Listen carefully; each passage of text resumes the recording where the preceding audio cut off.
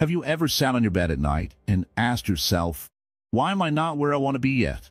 Do you feel like you're trying so hard, yet something keeps pulling you back? Maybe you've started something many times, but somehow it always slips away, like holding water in your hands. What happened to that one dream you used to talk about all the time? The one that made your eyes light up? Why does it now feel far away, almost impossible? Or maybe you still think about it, but deep down, you've already given up on it. Here's a simple example. Imagine planting a seed in the soil. You water it one day, then forget it for a week. You come back expecting a tree, but all you find is dry dirt. Dreams are just like that. They need care, attention, and time. Not just once, but every single day. Before we start exploring how Buddhism can help you complete your dream, take a deep breath. Because this is not just a video, this is a journey. A journey that can slowly shift how you see your life and how you move toward your dreams. Welcome to Wisdom Woven, your space for deep reflection and real change. There's so many views on this channel, but only 0.2% subscribe. So please like, comment, share, and subscribe to our channel if you find even one line helpful. This helps us continue making content that helps you. Let's grow together, step by step. Now let's begin with a quiet truth. Buddhism doesn't teach us to chase success. It teaches us to walk with awareness, and that awareness brings success on its own. The Buddha didn't say, get rich, but he did say, right effort. And in that, there's all the power you need. Your dream, whatever it is not silly. It's not too late. It's not too far. It is simply waiting for your right view, right intention, and right action. In this part, we will open the doorway. The door to a different understanding of success, not as a result, but as a way of walking. Let's look at where we are and why our dreams haven't reached their full shape yet. Is it laziness? Or is it confusion? Is it fear? Or maybe we never really saw our dream clearly to begin with? Stay with us. Let's go deeper, because the Buddha taught, only by seeing clearly can we walk freely. Seeing clearly, understanding what you truly want. Sit down, breathe slowly, let your shoulders relax, let your thoughts fall like dry leaves. Before we take one more step toward your dream, let us stop and ask something very important. Do you even know what your dream truly is? Most people think they do. They say, I want success, or I want to be rich, or I want a peaceful life. But these are not dreams. These are words floating in the mind. A real dream is clear, sharp, and peaceful to the heart. It is not just an idea. It is something that wakes you up in the morning without an alarm clock. So today, we look at the first truth.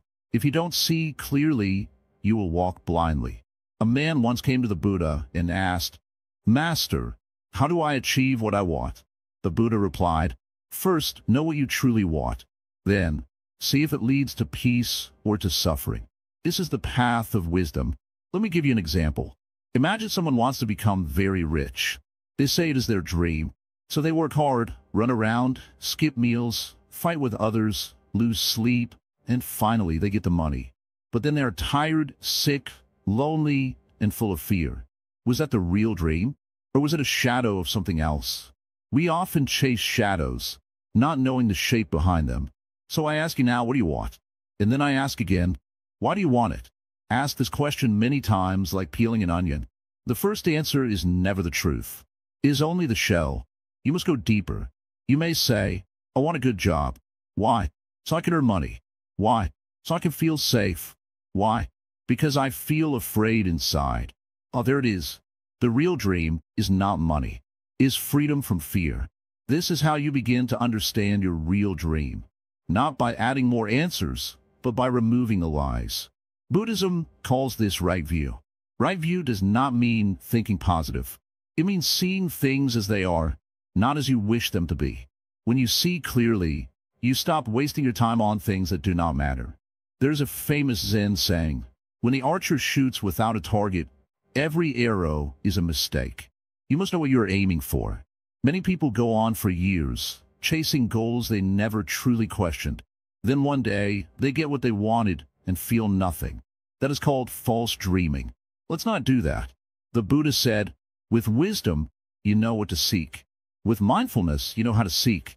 With compassion, you remember why you seek. Your dream must match these three things. Wisdom, does this dream lead to truth?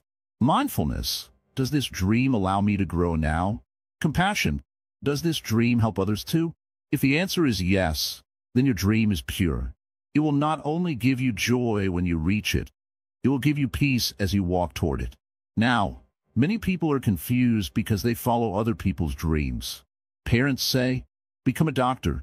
Society says, earn more money. Friends say, start a business. But you must look inside. What is your seed? A mango seed cannot grow into a banana tree. You must not force yourself to be someone you are not. A true dream feels light. Even when it is hard work, it does not feel heavy in your heart. A false dream feels heavy, even when it looks shiny on the outside. Ask yourself again, what kind of life do I want to wake up to every day? If your answer is something peaceful, honest, and full of purpose, then you're seeing clearly. Let me tell you a little story. A monk once lived in a mountain cave. A rich man visited him and said, "Master, I wish I could be like you. So peaceful, so wise. But I have so many responsibilities. I want a peaceful mind too." The monk smiled and said, "You want peace, but your hands are full. Let go of something first. This is important. A dream is not only about adding things. Sometimes it's about letting go of fake goals, unnecessary pressure, and false ideas of success." What does letting go mean? It means no longer carrying the weight of what is not truly yours. Here is your practice now. Write your dream on a paper. Now write why you want it. Then write how it makes you feel. If there is tension in your heart, that is not your real dream. If there is quiet joy, even when it's far away, that is your true dream. In Zen, we say, to know yourself is to see clearly. To see clearly is to walk freely. Many people rush to action without seeing clearly. But action without clarity is like rowing a boat without a direction. You may work hard, but you'll stay in the same place. Take time to look inside. Buddhism is not about rushing. It is about deep seeing. When you see your dream clearly, something magical happens. You no longer compare yourself with others. You stop copying their pace. You start walking with your own rhythm. That is the beginning of peace. Today, pause. Sit still. Ask the questions again. What do I truly want? Why do I want it? Is this dream coming from fear or from love? Your heart already knows the answer. You just need to listen without noise.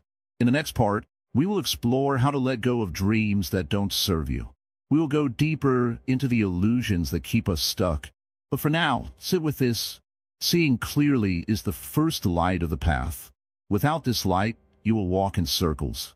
So breathe, reflect, and when your dream feels peaceful and clear, not loud and desperate, you will know this is the right direction. Let's walk slowly together, breaking illusions, letting go of false desires. So, you wish to complete your dream. That is good. But before we move forward, we must pause. We must ask, whose dream are you really chasing? Sit with that for a while. Be still. Let echo inside you. Is this dream coming from your heart? Or is it a picture placed in your mind by others, by the world, by family, by friends, by society? Let me tell you a short story. A young man once came to an old Zen master and said, "Master, I want to be successful." The master smiled and asked, "What does success mean to you?" The young man said, "Fame, wealth, a big house, a car, people knowing my name." The master served him tea. Then, without warning, he kept pouring until the tea overflowed. The cup spilled all over the table. The student cried, "Master, stop! The cup is full." The master said, "Just like your cup, your mind is full of others' meanings. Until you empty it, you cannot taste your own tea." This is the first truth we must understand. Many dreams are not really ours. They are borrowed, taken unconsciously. We chase them without questioning them. And so, even when we achieve parts of them, we feel tired, hollow, unmoved. What is the use of reaching the top of a ladder that was leaning on the wrong wall? Do not climb faster. First, check the wall. In Buddhism, this is called samadhi, right view. Before right effort, before right speech, before right action, There must be right view. Without it, everything you build will fall. Desire, in itself, is not evil, but attachment to false desire. This is what the Buddha warned us about. It is not wrong to want, but what you want, that matters deeply. If your dream causes you restlessness, ego, jealousy, or pride, it is not a dream. It is a chain. Many people chase dreams shaped by fear. Fear of being left behind, fear of not being loved, fear of being nothing. And so they say, I must be famous, or I must be rich. Not because they truly want it, but because they think they'll be safe if they get it. But the truth is, no outer thing can silence and interfere. A dream coming from fear is like building a house on sand. No matter how beautiful the design, it will collapse. The Buddha taught, all that we are is the result of what we have thought. So look at your thoughts. Look at your dream. Is it pure? Does it bring peace when you think of it? Or pressure? A Zen Master once said, when the archer shoots for fun, he has all his skill. When he shoots for a prize, his hands tremble. The prize divides him. He sees two targets. This is the power of detachment. When we are free from needing a result, we act from our center. We move with clarity, with grace. False desires are noisy. They shout. They rush. True dreams are quiet. They whisper. They wait. How do you know if your dream is real? Here is one way. When you work on it, does it feel like remembering who you are? Or does it feel like pretending to be someone else? Real dreams feel like coming home.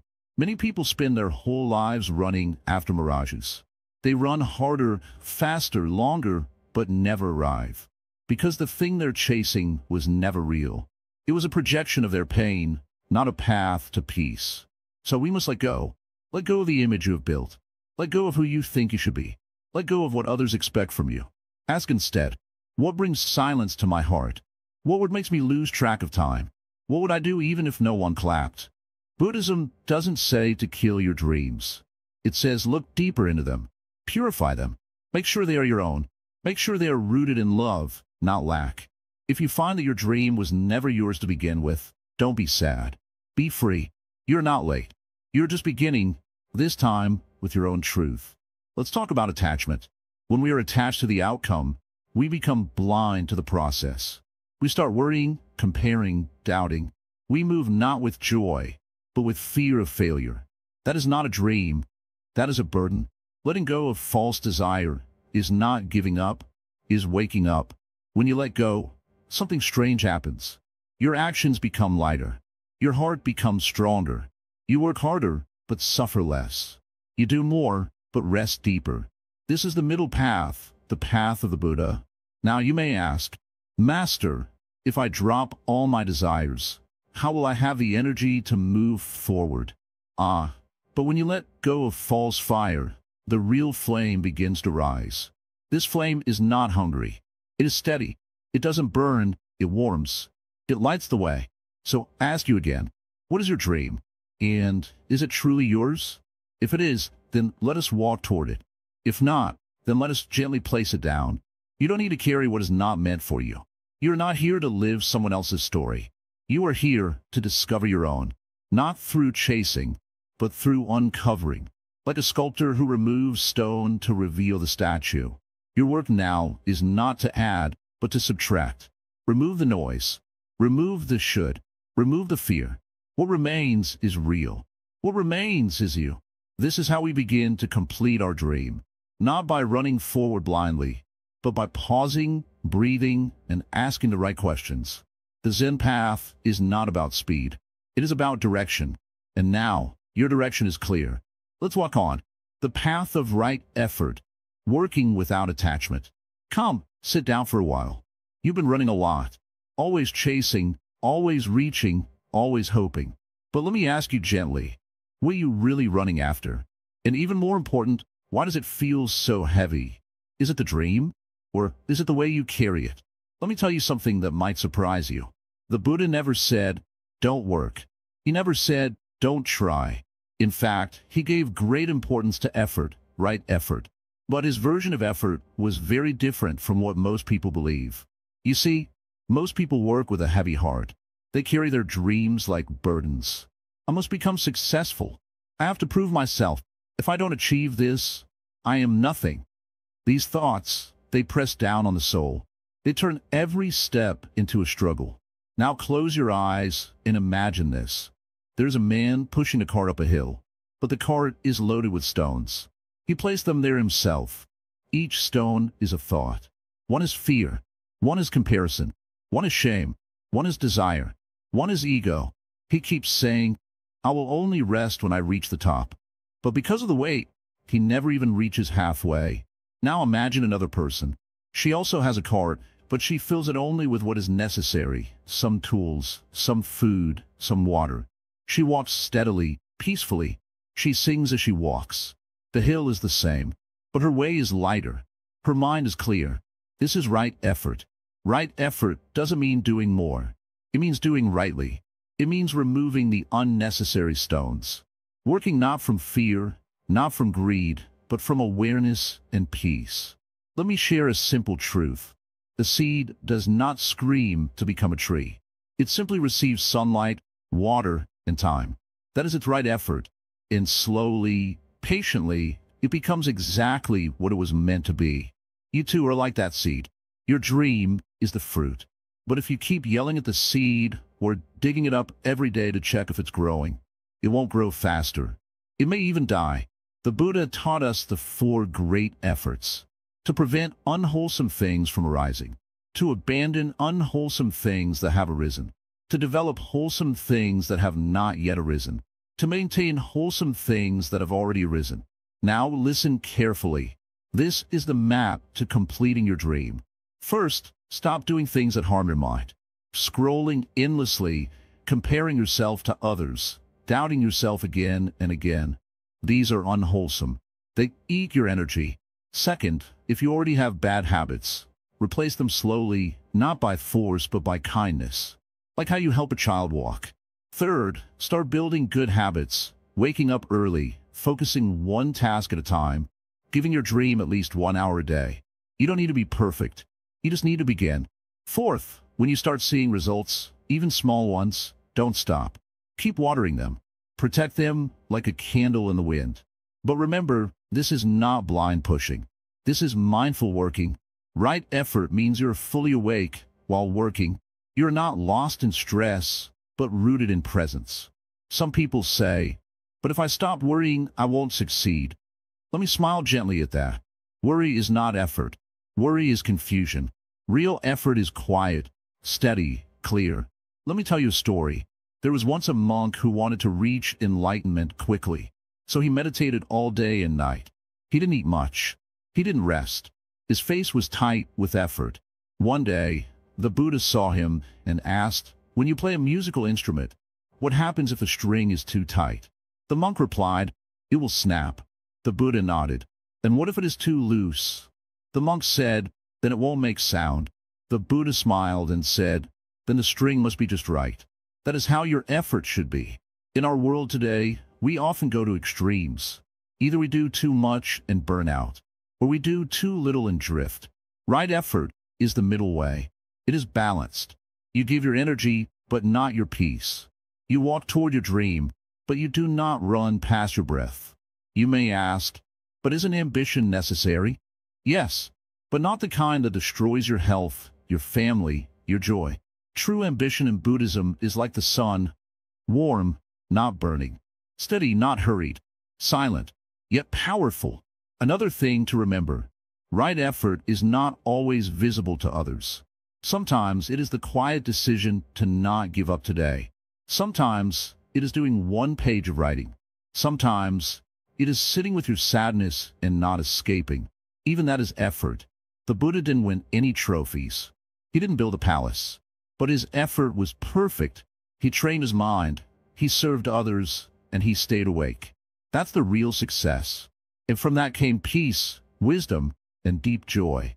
If your dream is to build something, create something, help someone, then walk toward it with presence. Don't try to drag your dream. Instead, become the person who deserves the dream. That's the secret. Effort that comes from ego makes you restless. Effort that comes from Dharma makes you peaceful. Today, choose 1 thing you can do. Not 10, just 1. Maybe it's writing your plan. Maybe it's finishing one task. Maybe it's sitting still and clearing your mind. That's where it starts. That's where it always starts. Don't ask, when will I reach? Instead ask, am I walking rightly? If yes, the destination will come. If not, even if you run fast, you'll feel lost. Remember, the river never runs to the ocean screaming. It flows calmly, continuously, and one day it reaches. So will you. Just take the next step with right effort, and then the next. That is enough. That is powerful. That is the way. Let's walk. Training the mind, focus, discipline, and patience. So, you want to complete your dream? Yes? You felt it burn inside you. You've taken some steps. You've imagined a future. You may have told a few people. Maybe you've even made a little progress. But now the mind begins to wander again. Distraction creeps in like a slow-moving fog. Your energy scatters. You find yourself doing everything except the thing you know you should be doing. Let me tell you something, child of this world. If you do not train your mind, it will train you. It will lead you into confusion, restlessness, doubt, and laziness. It will talk so much that you forget the silence that builds dreams. Focus, discipline, and patience. These are not magical gifts. They are practices. Practices that any human being can develop. Even you. Yes, even the one who's tried and failed 100 times. Let us begin with focus. What is focus? It is not forcing your eyes to stay still on a book. It is not clenching your jaw and trying to be productive. No, true focus is a returning. Again and again, when your mind runs away to another thought, focus is gently calling it back. Not with anger, not with guilt, but like a mother calling her child back to the path. In Buddhism, there's a word, samadhi. It means collectedness of mind. A mind that is not scattered like leaves in the wind. This collected mind sees clearly. It knows what is important. It doesn't rush. It does one thing, and does it fully, with presence. Let me give you an example. There was once a monk who swept the temple garden every morning. Someone asked him, "Do you ever get bored of sweeping the same leaves every day?" The monk smiled and said, "I don't sweep leaves. I sweep my mind. That, my dear one, is focus. When the act is small, but the presence is full, then even a single breath becomes part of your dream's journey." Now we speak of discipline. This is where most people turn away. They believe discipline is hard, unpleasant, a punishment. But the Zen way is gentle. We do not push ourselves like angry bosses. We treat ourselves like young students with deep potential. Discipline is simply keeping a promise to yourself. It's knowing what you said you would do and doing it, even if it's just for 5 minutes. You see, discipline doesn't mean doing everything perfectly. It means doing something regularly. It doesn't mean achieving great things in a day. It means showing up, even when you feel small, tired, or uninspired. The Buddha once said, "Drop by drop is the water pot filled." He did not say, "Pour all at once." You must understand this deeply. Discipline is not about big moments. It is about small moments, repeated with care. So ask yourself, can I write 1 page a day? Can I meditate for 5 minutes? Can I work on my dream for just 20 minutes today? That is enough. The river was never built in a day, but it flows because it keeps moving, day after day. That is discipline. And now, the final jewel, patience. Oh, this one is the hardest. Because in your heart, you want results. You want to see things happen. You want proof. And if nothing changes after a week, you feel like quitting. But let me tell you a story. There's a kind of bamboo in Asia that doesn't grow above the soil for 5 years. For 5 years, you water it. You tend to it. You see nothing. But in the 6th year, it grows up to 80 feet in just a few weeks. Now, think, was it doing nothing all those years? No, it was growing roots. Deep roots. Strong roots. Without that root system, the sudden growth would be impossible. This is how your dream works. What you see outside is only the last part of the process. The deeper parts, your patience, your quiet work, your steady heart, that is the real growth. When you feel nothing is happening, I tell you, everything is happening, just not in the way your eyes can see yet. Patience is the courage to wait with love, not waiting with complaint, not waiting with bitterness, but waiting with faith. And Buddhism teaches us this clearly. All things arise when conditions are right. Not before, not after. So your job? Create the conditions. Focus the mind. Show up with discipline. Wait with patience. And your dream will rise like the sun. Not all at once, but inevitably. You may ask, but what if I fall again? Then rise again. But what if I lose my way? Then return again. But what if I don't believe in myself? Then sit quietly until you do. This is the practice. Not once, but every day. Not dramatic, but steady. Not perfect, but real. And do not do it alone. In the teachings of the Buddha, we have the Sangha, the community. Find others who walk the path. Even one good friend who believes in your dream can be a fire when your own light is dim. Remember, the dream is not only about the end. The dream is about who you become as you move toward it. And so, I leave you with this. Train the mind like you would train a child. With patience, with gentleness, with repetition. You're not behind. You're not too late. You are right where your dream begins again. Today. Right here. Right now. Seat. Breathe. Focus. Begin. Silencing doubt. Buddhist ways to handle fear and insecurity. Come closer. Seat. Be still for a moment. Let's talk today about something that hides inside the heart like a shadow. It wears many names. Fear, doubt, insecurity. You may not see it, but you feel it. It whispers when you try something new. It shouts when you fail. And sometimes it freezes you completely. You may want to complete your dream. You may even know what steps to take. But still, there's something inside that says, what if I'm not good enough? What if I fail again? What if they laugh at me? This voice has stopped many people. This voice has buried many beautiful dreams. But you are not alone. Even the Buddha faced fear. Before enlightenment, under the Bodhi tree, Mara came to him. Mara is the personification of inner trouble, fear, doubt, desire, pride. Mara said, "You are not worthy. Who do you think you are?" But the Buddha did not run away. He simply said, "I see you, Mara. That's all." And Mara left. This is the first teaching, to see doubt clearly, not to hide from it, not to argue with it, but just to see it calmly, clearly, and without panic. When you see your fear clearly, it loses its power. Now listen carefully. Doubt does not always shout. Sometimes it comes disguised as logic. It says, be practical, or maybe later, or you need more time. But underneath, it is the same fear. It is just wearing a nice shirt. It still wants to keep you small. The Buddha gave us the Eightfold Path, not only for monks, but for everyone with a mind full of confusion. In this part, the most helpful step is right effort. Right effort means knowing when your thoughts are healthy and when they are harmful, and gently replacing the harmful ones with better ones.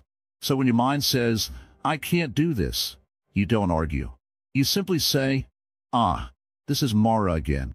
I see you." Then, like the Buddha, you return to your task. You keep walking. Let me tell you a simple story. A student once came to the Zen Master and said, "Master, I feel like a failure. I fear I will never be strong enough." The Master poured tea into the student's cup until it overflowed. The student shouted, "Stop! It's full." The Master smiled and said, "Exactly. Your mind is full of fear. Empty it first. Then I can fill it with something new." We cannot carry our dreams with a cup already full of fear. We must empty it, even if little by little. Sometimes fear is not loud. It hides quietly in your habits. You delay work. You scroll endlessly. You say, "I'm tired." But behind all of this is one silent truth. You're scared. Maybe you failed before. Maybe someone told you you'll never be good enough. And now, that voice lives inside your head. But remember this. Your thoughts are not facts. Not every voice in your head deserves your attention. Some voices are old recordings from childhood. Some are wound speaking. You must learn to hear, but not obey. Here is a practice. Every time you feel afraid, say softly in your heart, "I see you, Mara." Then do what you need to do anyway. This small act is powerful. It turns fear into fuel. Fear hates stillness. When you sit in meditation, fear cannot breathe. It needs chaos to survive. That's why Buddhist monks sit silently, not to escape the world, but to master the noise within. You don't need to fight fear. You only need to stop feeding it. Breathe, slowly, gently. Right now, in this moment, is anything wrong? No? Then the fear is only a thought. And thoughts can be watched like clouds in the sky. They come, they go. You are the sky, not the cloud. Zen says, the obstacle is not in the path. The obstacle is the path. So don't be afraid of fear. Walk with it. Let it come. Let it go. But never let it choose your direction. Think of fear like a barking dog. It makes noise.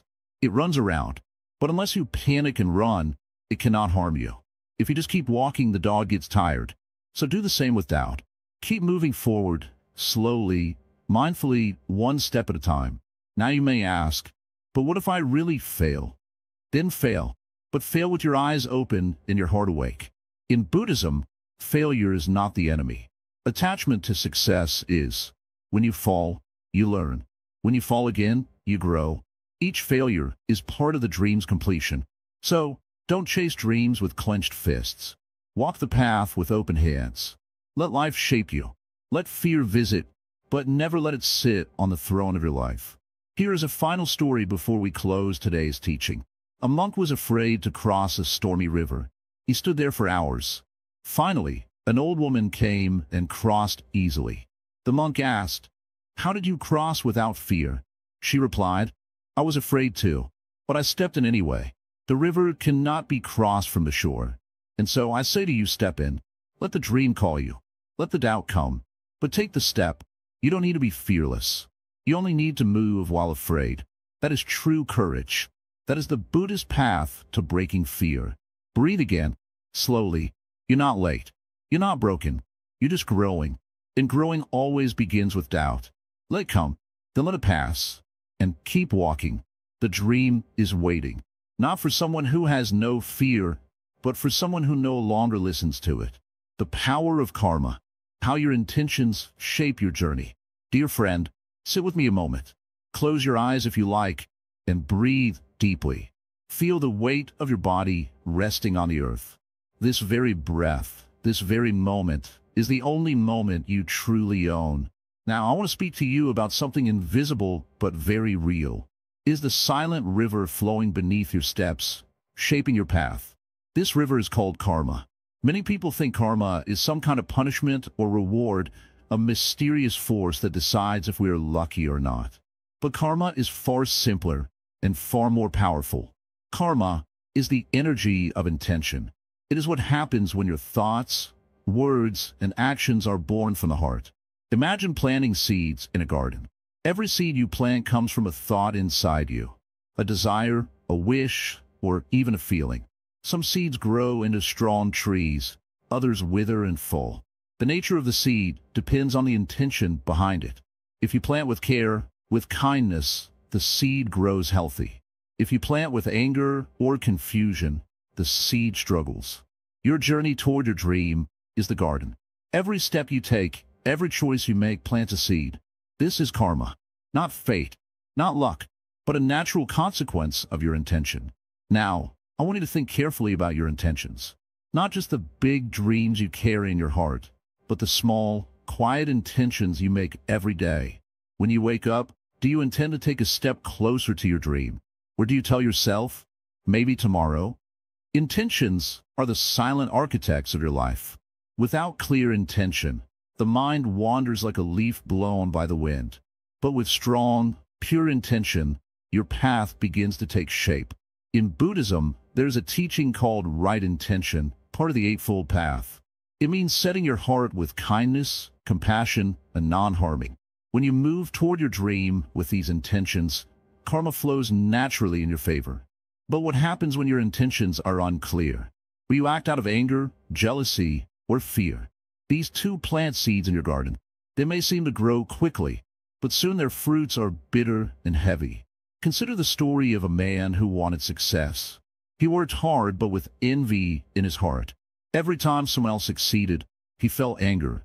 He thought, I will get what I want, no matter what. Yet, his journey was full of obstacles. Doors closed, friends drifted away, and peace was scarce. Why? Because his intentions were like weeds choking his garden. His actions may have seemed strong, but inside, the energy was disturbed. This disturbed energy created karma that blocked his path. Now, let's imagine a different path. A woman dreamed of becoming a teacher. Her heart was full of compassion, not just for herself, but for her students, for her community. Her intentions were clear: to help others grow, to share knowledge with kindness. She faced many difficulties, yes, but each step was blessed with a quiet strength. Doors opened when she least expected. Friends appeared at the right time. Her karma, born of pure intention, shaped a gentle, steady journey.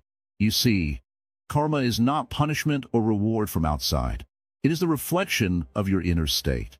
Like a mirror, it shows back to you what you put forth. This is why the Buddha said, "Mind precedes all things." Your mind, your intentions, are the first cause of everything that comes after. So, how do you cultivate the right intentions to complete your dream? First, you must be honest with yourself. What is your real motivation? Is it fame, wealth, or is it a sincere wish to live fully and share your gift? Second, practice compassion, not only for others but also for yourself. Dreams can be hard and the journey long. If your intention is kindness, you will be patient with your mistakes and gentle with your doubts. Third, let go of harmful intentions. Anger, jealousy, greed. They may give quick energy, but they poison your soil. Notice when these feelings arise and gently return your mind to calmness. Fourth, set your intention daily. Before you begin your work or your practice, remind yourself why you started. Repeat silently, "May my actions be kind. May my heart be open. May my dream grow with wisdom." When you do this, your karma becomes a river that flows toward your dream, carrying you steadily. But remember, karma is not a magic wand. It is a natural law like gravity. You cannot skip the effort, but the quality of your effort changes everything. Effort born from pure intention is joyful and light, while effort born from desperation is heavy and tiring. The Buddha taught us to observe our mind like a gardener watches the soil. We must see what grows there, seeds of peace, seeds of anger, and choose carefully which to nurture. Karma also teaches patience. Not all seeds sprout immediately. Sometimes the fruit of your intention takes time, maybe years. But do not lose heart. Even the tallest tree begins as a tiny seed beneath the earth. And here is a deeper truth. Sometimes your dream may change. That is the wisdom of karma as well. If your intention grows clearer, your dream may transform into something even greater. Be open to this change. When you understand karma, you see your life as a beautiful weaving. Each thread is an intention, and the pattern emerges over time. So, friend, as you walk toward your dream, watch your intentions like a lantern lighting your way. Keep them kind, clear, and true. This is the power that shapes your journey. Do not blame others or fate for where you are. Instead, turn inward and ask, "What seed am I planting now?" When your mind is steady, your heart is clear, and your intention pure, the path unfolds before you like a lotus opening to the sun. Let this be your guide. Your intentions are the roots of your dream. Nourish them daily with care and love. And remember, karma is always present. Every thought, every word, every step you take matters. This is not to burden you, but to empower you. You hold the power to create your future with every intention you set. Walk gently, but walk surely. Your dream is not just a wish. It is a living possibility growing within you now. In the great silence of your heart, plant the seed of right intention. Water it with patience and wisdom, and watch as your journey blooms. Facing obstacles, turning pain into purpose. Sit down, breathe slowly. You come far. You had a dream, you took a few steps, and then you met the wall.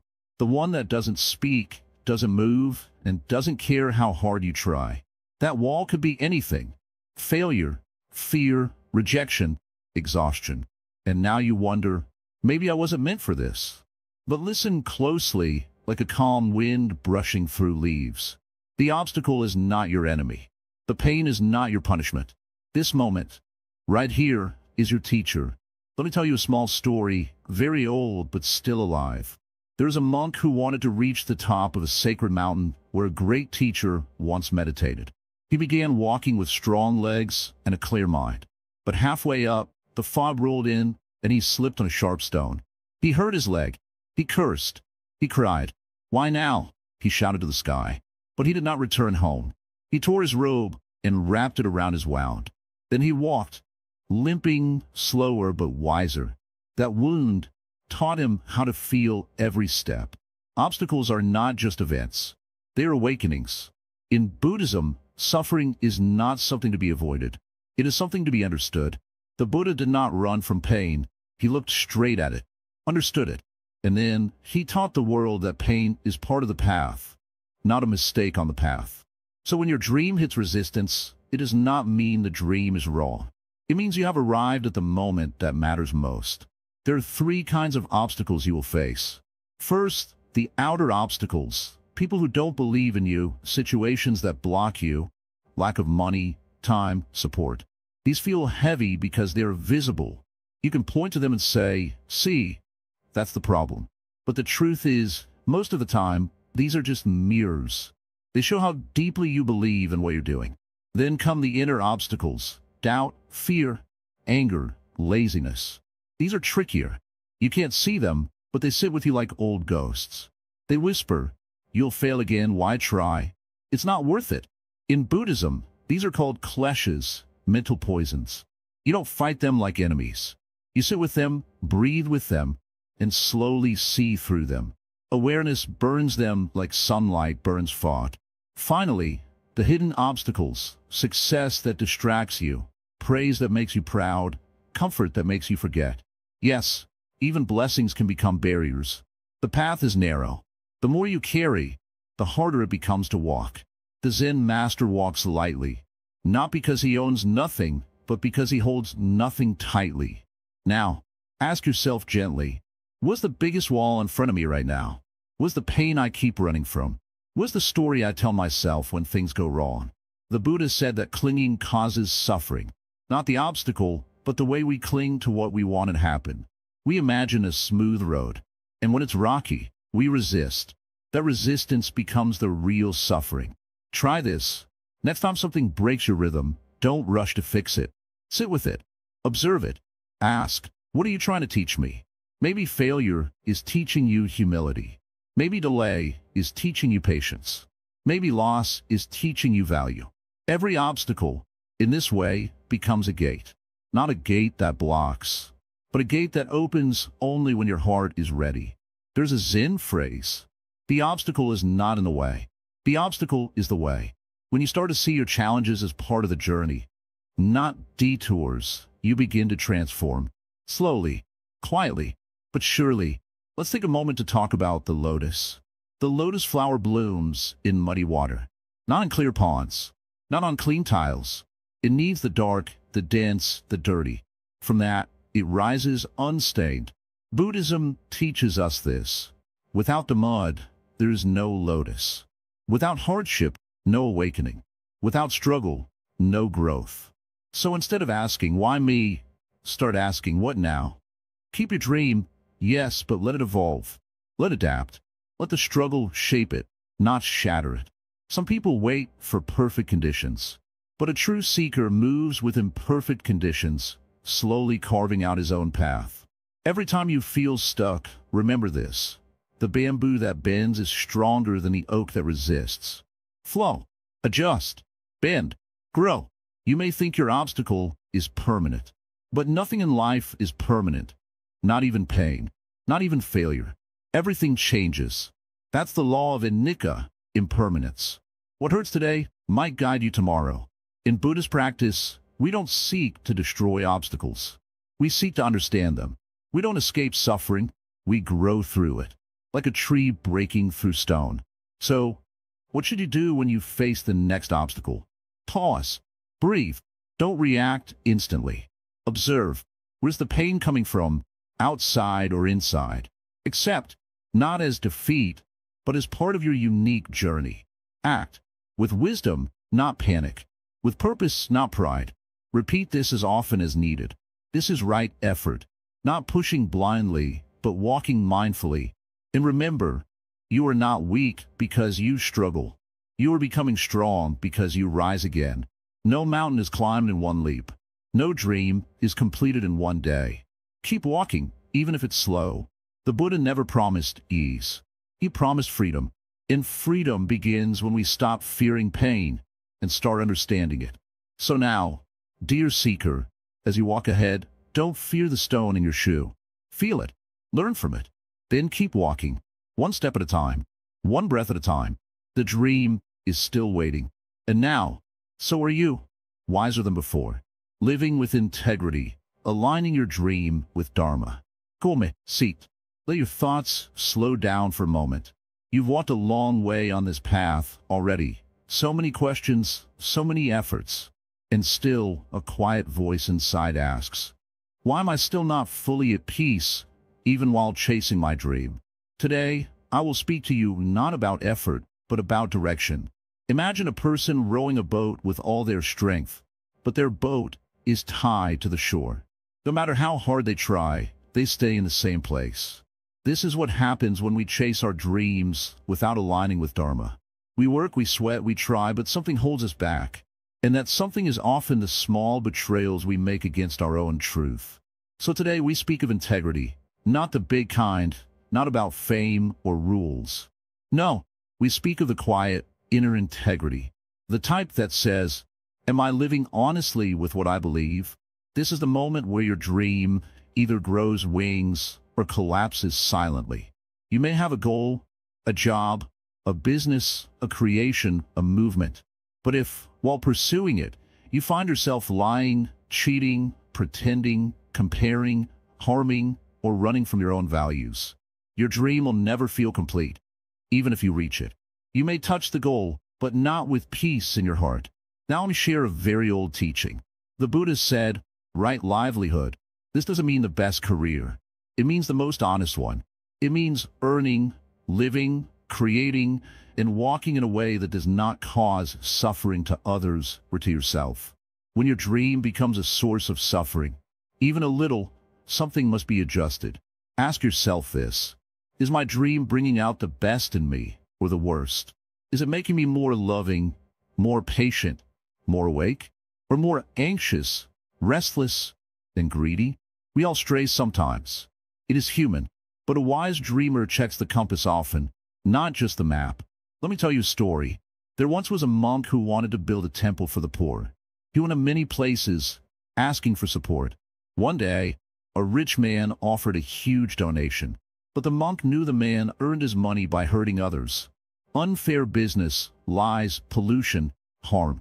The monk, with great difficulty, refused the money. He said, I cannot build a sacred place on suffering. Years passed. The temple was not built as grand as others.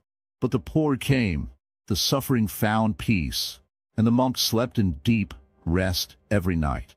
The temple had Dharma in its walls, not just bricks. And that was enough. Your dream, too, must be like that. It must carry something sacred, not religion, but truth, compassion, patience, courage. These are not separate from success. They're the foundation of success that lasts. Many chase dreams with speed, but the wise chase with steadiness. They're not afraid to take a slower route if that route is clean and full of kindness. Now let's talk about a few places where integrity shows itself. 1. In words. When we speak of our dream, do we speak honestly? Do we make promises we can't keep, or pretend to be someone we are not? Speaking truthfully, even when it's uncomfortable, clears the dust from our path. 2. In thoughts. Do we secretly wish failure upon others, so we rise? Do we judge others walking a different dream? The heart cannot hold both jealousy and joy. Let go of comparing. It is poison to your peace. 3. In actions. Are we cutting corners, rushing, stepping on others to climb higher? Dharma says, not all progress is real. Some progress leads us away from peace. The true action is one done with clarity, kindness, and consistency. 4. In silence. Yes, even silence has power. Sometimes we avoid confronting small truths, like saying yes when we mean no, or staying quiet when we see harm. To live in integrity is not to fight always, but to not abandon what's right. You might wonder, but Zen Master, isn't it hard to stay truthful in a world so fast and hungry? Yes, it is hard. That is why it is powerful. Living with integrity doesn't mean you will never fall. It means you will not stay fallen. When you slip, you bow to the truth and rise again. This is the way. Now, let's look at something deeper. When your dream and your dharma meet in the same place, something magical happens. Work becomes devotion. Struggles feel meaningful. You no longer fear judgment because your dream is not built to impress, is built to serve. And that's where peace lives, not in applause, but in alignment. So ask yourself this very gently. Can I be proud of the way I chase my dream? Would I teach my way to a child without shame? If no one saw my results, would I still walk this path? If your answers make you pause, then smile. Because awareness is already a shift. This is not a failure. It is a mirror. Now here's something Buddhism teaches that few understand. Your dream is not separate from the world. When you lie, the world lies a little more. When you help, the world heals a little more. When you chase your dream with clarity and kindness, the world grows lighter, step by step. And slowly, your dream becomes more than just a desire. It becomes a contribution. So what is integrity? It is doing what is right, even when no one claps. It is walking your dream slowly, but without stealing steps. It is smiling at your reflection because you did not abandon your values for validation. In this part of our journey together, I invite you to sit with this question. What does my dream say about who I am becoming? If the answer is someone kind, patient, honest, calm, then walk proudly, no matter how long the road. But if the answer is someone anxious, hard, aggressive, or lost, then stop. Not to quit, but to realign. There's still time. There's always time. So now, dream, not with fire alone, but with light. Let your light shine on others too. That is the Buddhist way. In the next part, we will explore something precious. How mindfulness becomes your greatest guide in this journey. But for now, remember this. A dream built on Dharma may take longer, but it never collapses. Walk with integrity, and your dream will not just succeed, it will transform you. The practice of mindfulness, staying grounded while you rise. You want to complete your dream? Yes. You want to rise, reach the sky, taste success that feels full, true, and deep. But tell me this. How can you rise if you do not even feel the ground beneath your feet? So many people chase dreams like they're chasing a moving train. They run fast, breathe heavy, stretch their hands, and still feel behind. But few stop and ask, where am I right now? That simple question, where am I, is the beginning of mindfulness. In this part of our journey together, I will not tell you to run faster. I will not ask you to hustle more. Instead, I ask you to sit, to listen, to become still. Because sometimes the most powerful step forward begins with no step at all. Let me tell you a story. Once, a young monk came to the Buddha, anxious and confused. He said, I want to achieve nirvana. I meditate every day. I chant, I follow rules. But I feel lost. What am I doing wrong? The Buddha looked at him gently and said, you are doing everything but being. You are busy reaching, but you are not present. Sit, breathe, be with the breath, be with this moment. Then your path will appear. This, dear listener, is mindfulness. It is not some complicated thing. You don't need to close your eyes for hours. You don't need incense or temples. Mindfulness simply means being awake in the moment you are living. Right now. Yes, right now. How are you feeling? Is your body tight? Is your mind loud? Are your thoughts running to yesterday or tomorrow? Stop. Bring them back. Bring them here. Just now. Because if you're not here now, how can you build a dream that exists only now? Buddhism teaches us that right mindfulness is one of the eightfold noble path steps. It is not optional. It is the heart of the journey. Let's say your dream is to become an artist. You imagine big galleries, applause, recognition. But as you paint, your mind is full of worries. Will they like it? What if I fail? You finish the work, but feel no joy. Why? Because your mind was somewhere else while your hands were working. The dream cannot bloom fully unless you're fully inside the process, not just the end result. Mindfulness returns you to the process. It reminds you, this moment is your life. Not tomorrow, not someday, just this. Every brush stroke, every breath, every small effort. This is where your dream is being built. Let's take another example. Suppose your dream is to open a cafe. You're planning, saving, researching. Good. But every day, your mind is filled with stress, doubts, fears. You eat but don't taste. You walk but don't feel the ground. You speak but don't listen. What are you creating then? A business or burnout? The Buddha said, as a bee gathers nectar without harming the flower, so shall the wise live in the world. Mindfulness allows you to move gently, to gather success without damaging your peace, to grow without rushing. Now, how do you practice mindfulness? Start small. When you wake up, don't pick up your phone. Sit up. Feel your breath. Just 3 breaths. That's it. When you eat, try this. Take the first bite in silence. Chew slowly. Taste every bit of it. Notice how it feels in your mouth, how your body reacts. This is not foolish. This is freedom. While working on your dream, bring your full attention to your task. If you're writing, just write. Don't scroll between sentences. Don't check messages every 5 minutes. Let your mind live inside what you are creating. And when fear comes, and yes, it will, welcome it like an old guest. Say, you're back. Don't fight it. Observe it. Breathe through it. Because mindfulness is not about blocking thoughts. It is about seeing them clearly without being pulled into them. Many people think mindfulness is slow, but no, it's the only way to move quickly without falling. Imagine you are walking through a forest.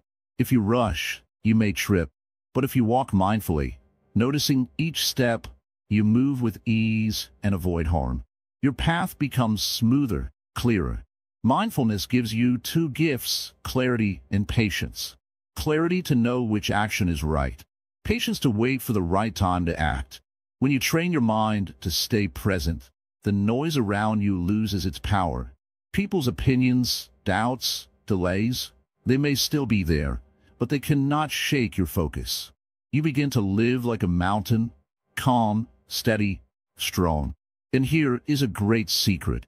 When you are fully present, your work becomes beautiful. People feel the presence inside your art, your words, your actions. Your dream doesn't need to be grand or loud, but if it is full of presence, it will touch lives. Even when you rest, do it mindfully, not with guilt. Rest is not laziness. Rest is planting strength for tomorrow. As you move forward, make mindfulness your silent partner. Let walk beside you. Let remind you. Stay here. Breathe. Smile. This moment is your teacher. And slowly, without force, your dream will unfold. Not through pressure, but through presence, contentment and completion, knowing when the dream is fulfilled. Sit down, my friend. Sit with me just for a little while. You've been walking for so long now. You've dreamed, you've tried, you've failed, you've risen again and again and again. You've fought with the winds in your mind. You've cried in silence and smiled when no one was watching. But today, let's speak of something many forget. When is the dream complete? You see, in this world, everyone talks about starting. Start strong, start big, start brave. But very few talk about completion. Not just finishing a task, but truly knowing inside the heart that what you dreamed has now ripened. Completion is not always loud. It doesn't always come with applause. Sometimes it comes quietly, like a gentle breath, like a soft bell that rings within the chest and says, "Now you can rest." Let me tell you a story. There was once a farmer. He worked for years to grow mango trees. Every day, he watered the soil. He protected the saplings from storms. He gave up comforts. When the tree finally bore fruit, people rushed to pluck the mangoes. But the farmer, he just stood there. He looked at the fruit, smiled, and walked away. Someone asked him, "Aren't you going to eat the first fruit?" The farmer said, "I tasted it already in every moment I was present with the tree." That, my friend, is completion. When you are not chasing something in the future, but living with it fully in the now. Buddhism teaches that all things are impermanent, even dreams, especially dreams. They bloom like a lotus, they shine, and then they return to stillness. So we must not cling even to the success of a dream. If we hold too tightly, even the beauty of fulfillment becomes suffering. Think of the lotus. It doesn't bloom forever. It blooms in full silence, then gently folds away. But does that mean it failed? No, it completed its moment in the sun. The real challenge isn't achieving your dream. It's knowing when the dream has fulfilled its purpose. Maybe you wanted to become a great artist, and maybe you did, but now you no longer feel the pull to create. That doesn't mean you failed. It means your inner self is shifting, changing, and that is okay. Some people continue chasing the same goal long after their heart has let go of it. Why? Because they mistake habit for purpose. They confuse momentum with meaning. But the awakened mind, the mindful mind, knows when to stop, knows when to smile, bow, and say, this part of my journey is complete. There's a great calmness in that moment, a peace that doesn't come from applause or recognition. It comes from within, from knowing that nothing was wasted. All your efforts, all your mistakes, your tired nights, your silent tears, they all help you become who you are now. And who you are now is not a dreamer, not a chaser. You are someone who has lived the dream, who has let it unfold, and now is learning to let go with grace. But you may ask, how do I know? How do I know when the dream is truly complete? Look inward. Ask yourself, does this still bring me alive? Do I feel joy in this effort? Or am I simply holding on because I don't know what else to do? If there's still joy, keep walking. If there's only fear and force, it may be time to pause. Sometimes people think letting go means giving up. No, no, no. Letting go is the most sacred act of love you can offer your life. Like a parent letting their child walk alone for the first time. Like a monk folding their robe after years of service. Letting go says, I have done what I came to do. This teaching is deep in the heart of Zen. We do not cling to beginnings. We do not cling to endings. We simply do our work with full attention and love. And when it is time, we bow and walk on. Completion is not always the peak of the mountain. Sometimes it's sitting by a stream, feeling no need to climb anymore. Just peace. Just presence. So many chase more success, more money, more status. But Buddhism whispers, less is enough. Fulfillment is not adding more. It's realizing you already have what you need. You've worked hard for your dream. Now ask, can you enjoy its fruits? Can you sit under the tree you've grown? Can you feel the sun on your skin and not feel guilt for resting? Rest is part of the dream, too. Sometimes we rush into another goal because silence scares us. We fear being without direction. But friend, the most powerful direction is stillness. The strongest clarity comes not when you are busy, but when you're simply being. So if you find yourself in a space where the dream no longer pulls you, honor that. It may be time to listen to a new calling. Not louder, not bigger, just newer or softer. Remember, your dream was never the destination. It was a boat. It took you across a part of your inner ocean. Now you may not need the boat anymore. You can thank it and step onto a new shore. In Buddhism, we speak of non-attachment. This does not mean giving up love. It means loving deeply, fully, and then not clinging. Completion is the art of non-attachment in action. It's a deep bow of gratitude for all that is past. So ask yourself, today, not what more can I do, but can I feel peace with what I've done? Can you sit under the sky and feel full? Can you close your eyes and smile? Not because everything is perfect, but because you were present through it all? That is the essence of Part 11. That is the message I bring you. Not a call to chase, but a call to recognize. Your dream may be fulfilled. Your journey may be in a new phase now. And if it is not yet complete, keep walking with presence, with love, with gentleness, but always with awareness of the moment when the flower has bloomed fully. Do not miss that moment. It is the most precious of all. Now breathe. Just sit. No more needing. Just being. The dream was never the prize. You were the final realization. Your dream, the world, and the self. Sit down. Let your breath slow down. You've walked far. You've listened closely. You've seen the winds of your thoughts. You've touched your dream again. Now let us sit together, quietly like two clouds meeting in a calm sky, and talk about the final truth. Not as teacher and student, not as speaker and listener, but simply as one heart to another. You came here because you had a dream, and throughout this journey, you learn how to hold that dream gently, without crushing it, how to feed it with effort, how to wash away the dirt of doubt, how to walk with it even when no one cheered for you. You learn the way of awareness, the way of balance, the way of returning to your center again and again.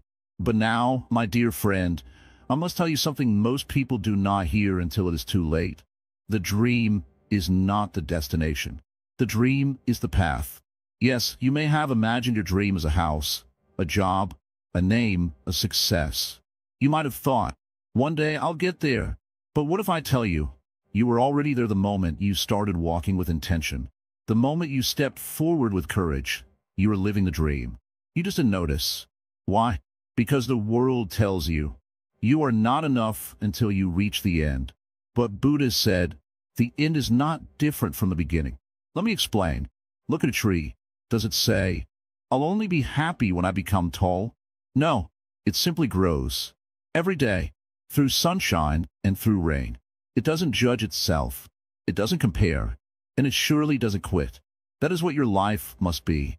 In your journey to complete your dream, you have now reached the deepest insight. Completion is not a point on a timeline. Completion is a state of heart. Many people chase dreams, but become more empty the more they run. They never stop to ask, why do I want this?